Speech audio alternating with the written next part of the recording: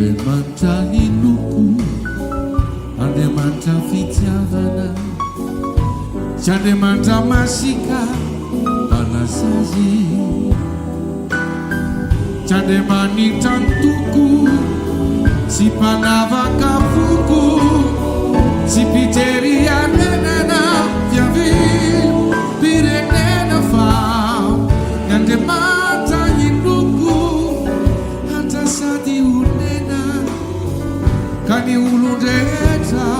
mahazo azy, tsy mpizara lahelo, tsy mamorona elo,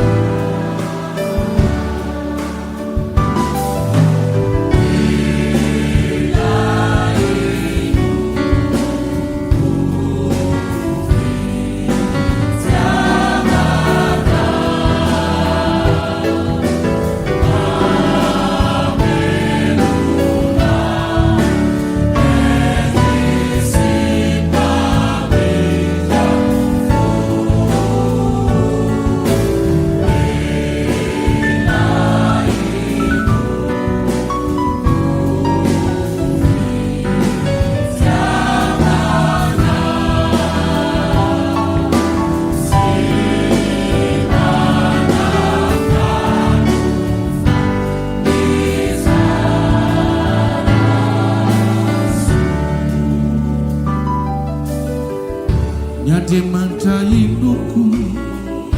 tompony fahendrena, dia anovo izay ratsy mba ho tsara, tsy mba valy manjera na revolutionnera fa manarina tany mandritro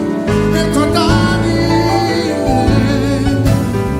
fa ny Andriamanitra hinoko, Andriamanitra fitiavana, tsy mamila takalo fa mizana, ny mandray izay omeny toany fandreseny,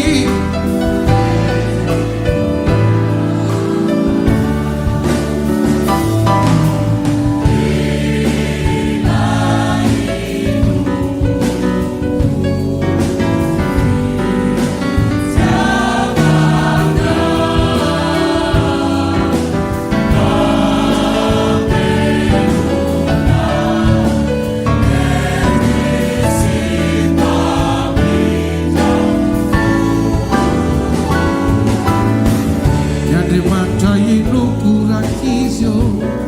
Andriamanitra fitiavana, tsy mba mila takalo fa mizara,